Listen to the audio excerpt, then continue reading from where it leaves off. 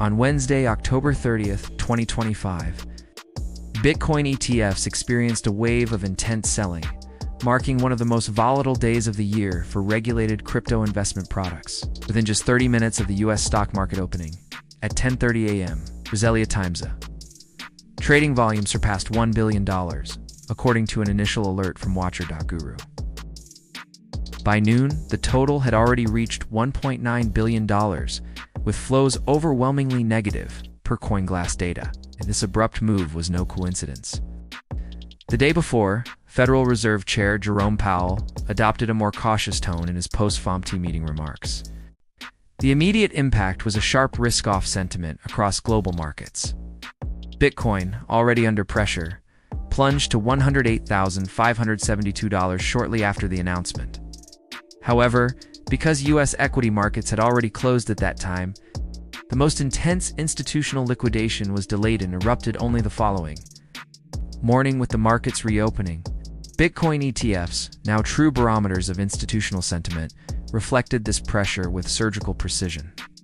The iShares Bitcoin Trust, EBET, from BlackRock led trading activity with $1.20 billion in volume and a 2.33% decline.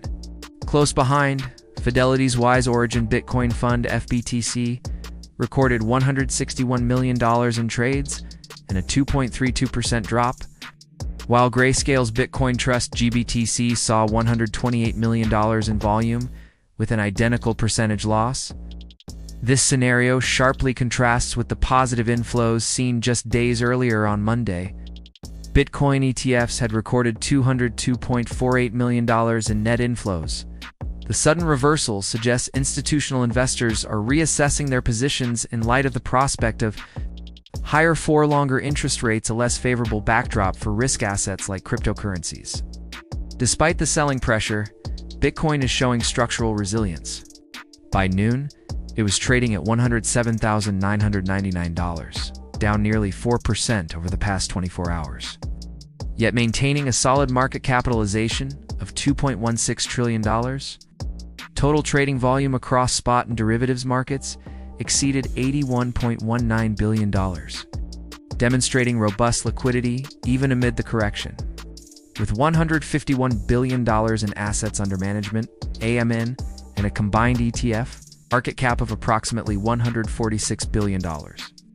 These products have cemented their role as critical indicators of institutional appetite for crypto assets.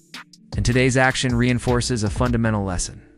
Bitcoin ETFs don't operate in a vacuum, they react directly to Federal Reserve monetary policy. Interestingly, while Bitcoin faces liquidations, Ethereum is showing divergent behavior. Its contrasting movement between the two largest cryptocurrencies suggests a strategic rotation of capital within the digital asset ecosystem.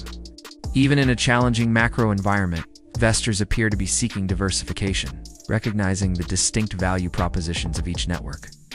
Bitcoin as a store of value, and Ethereum as a platform for decentralized innovation. As trading progresses toward the 5 p.m. ET close, traders and analysts are closely watching whether selling pressure will persist or if a technical rebound will emerge at current levels historically viewed as accumulation zones by long-term investors. In summary, today is not merely an episode of volatility, but a clear demonstration of the maturity and sensitivity of the institutionalized crypto market.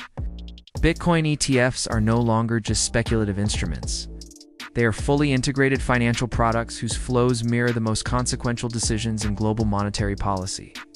And as this Wednesday shows, when the Fed speaks, the crypto market listens and responds with billions in motion.